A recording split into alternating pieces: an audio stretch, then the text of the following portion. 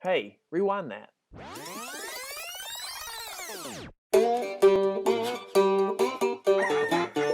Retro Rewinder, Retro Game Finder with driving and pickups like a Metro bus liner with tips and trades and all kind of things and a beard straight out of the Lord of the Rings. With morals and collecting, he's a guy you can trust. What's the moral of this intro? He's got a camera in his nuts.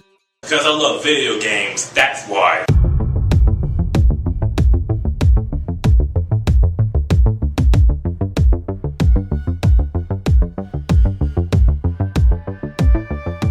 Hello, the wonderful people of YouTube. Retro Rewinder here, coming at you with a multi-series video.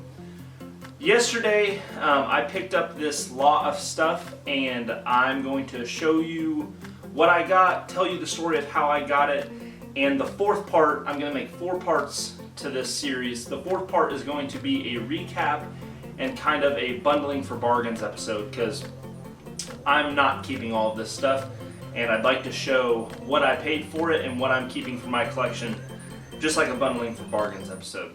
So in this first part, I'm just going to tell you the story of how I acquired all this stuff and just show you the cartridge-based stuff. So this all started with a trip to a local video game store where I took in some clearance items that I bought from Walmart, and I was asking the guy that worked at this store what he would give me for them, and basically he was going to give me garbage prices for it. So as I'm walking out of the store, just kind of frustrated with the amount of money that they were going to give me, a guy walks in while I'm walking out with one Nintendo game in his hand. I hear him ask the guy at the counter, "How much will you give me for this?" I walk out of the store. Maybe 10 seconds after I leave the store, the gentleman that walked in comes back out with the game in his hand. I say to him, "Oh, it looks like they didn't give you anything for yours either." And he said, "Well, mine's busted, so that they're not going to give me anything for it." He said, "It's broken, so it's basically worthless." I said, "Well, what game are you trying to sell?" And he shows me a copy of Scat. And ironically enough, I just saw this game that same day at a video game store for $115. So I told him that I'd be pretty interested in buying it, even if it didn't work, but I wouldn't come anywhere near like $100, because he said that he had actually looked it up on Amazon and saw that it sold for over 100, but I told him I wouldn't be able to come anywhere near that if it was broken. I looked at the pins, which is what the attendant at the video game store said is wrong with it. He said the pins were busted. And there's like 4 or 5 pins in the middle of the cartridge that are not there. And I've seen this multiple times on different kinds of games where they're missing pins. They work just fine. I don't know if it was made like that or if the pins did get broken out. But anyway, so that led to the conversation with this guy. I asked him if that was the only thing he was trying to sell, because it's kind of weird to walk into a video game store and only have one thing for trade, and it's a pretty hard to find game. He then pulled out a bag from his car, which is a bag that you would put like a bed comforter in. It was full of Sega Genesis boxes, just the boxes. He said he was going to be selling the Sega Genesis games, but he didn't have them with him. I then convinced him to let me see everything that he was going to be selling, and asked him if I could meet him somewhere. He then invited me to his grandmother's house. I got the address to his grandmother's house. I went to the bank, picked up some cash, met him over there. He then takes me into this room where he basically says his brother moved out because they were fighting over the name of his brother's daughter, which it was just kind of weird. There was knives in this room, some toy stuff, and these video games. The grandmother is trying to sell me all the stuff in the room. She's trying to convince me to buy everything. I was just there for the video games. Anyway, to make that part a little shorter, I ended up asking him what he wanted for it. He told me a price that I was not willing to pay, which was $1,000. He goes, "Is $1,000 too much to ask?" I said, "It's not anywhere near what I would be willing to pay for you." I then offered him $200. He thought about it for a little bit, didn't seem convinced. Before he said anything else, I told him that I would bump it up to $260. He was a little hesitant still. Eventually said that he would sell everything for $260, but he wanted to take some of the PS2 games out. He said that he was a big superhero fan, so he basically went through and took out most of the X-Men stuff. Anything that was kind of superhero related, he took that out. There ended up being like 10 games maybe that he took out, and then we settled on $160 for price. After I paid for it and started walking out of the house, the grandmother cheered because I was leaving with things, and I ended up buying some tools off of her late son. So the kid's dad passed away a couple years ago. So I ended up buying some tools off her that I knew that I'd be able to sell, but that's completely different. Anyway, so this is all the stuff that I bought for $260. I believe there's probably close to 200 games, maybe a tad more. And the best part about it is the copy of Scat. When I got home that night, I tested it, it works fine. So $260, and just one of the games is like $120. So let's show you the cartridge stuff. All of these parts are probably going to be hit on fast forward a little bit just because there's so much stuff.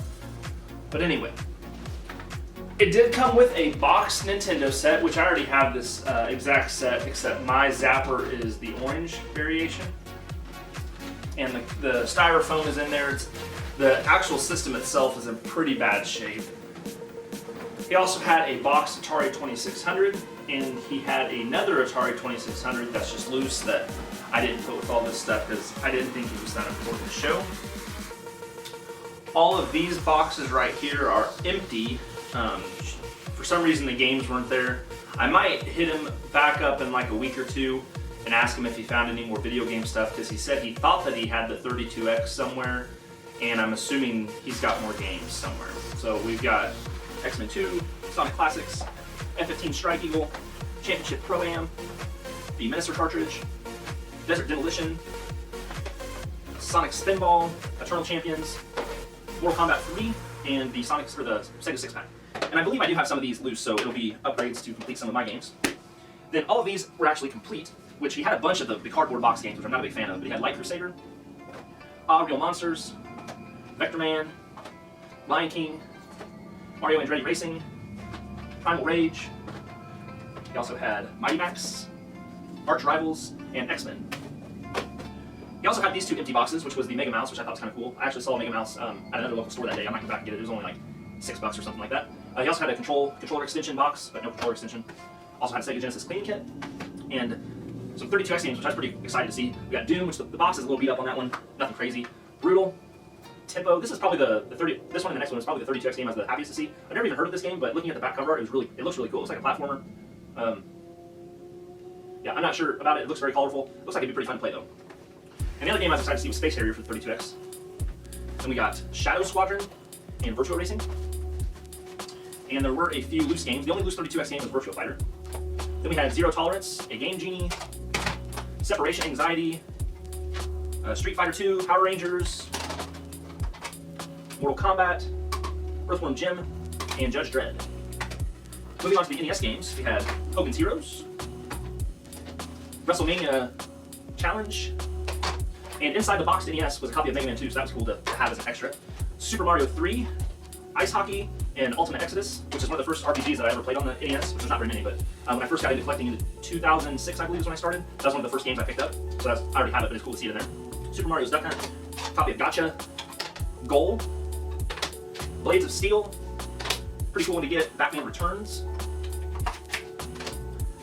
There were 2 boxed games, Bases Loaded 3 and Tetris, complete in box. And again, the last game was a copy of Scat, which super happy to get this, especially in a big bundle with this. This will definitely make my bundling for bargains episode worth it. When you pay $260 for everything, and one game is not quite half, but a third of what you paid. That's a good score. So super happy to get this. Again, this has been the end of episode 1. Part 2, I'm just going to show all the Dreamcast stuff. And part 3, we're going to do all the PS2 stuff. So had quite a few games for both of these. These are actually, these stacks are bigger than my current collections because I don't collect PS2 games hardly at all, and my Dreamcast collection was pretty small because I've been pretty particular. But actually after getting most of these, I might just collect all Dreamcast stuff. since there's so many of them here. Anyway, thank you so much for watching episode 1. Hopefully you enjoyed the story. There were some more funny parts about it, but didn't want to. My pizza's done. Didn't want to talk about that too much in depth because this video would drag on. Because the gentleman that I bought him from and his grandmother were very funny. Had a lot of funny things to say. She actually tried to get me to mow her yard before I left. But it's those types of interactions that make hunting for video games fun. Again, thank you so much for watching. This was episode 1. Tune back in when I upload episode 2 because there's a lot of good Dreamcast stuff. This has been Retro Rewinder. Talk to you next time.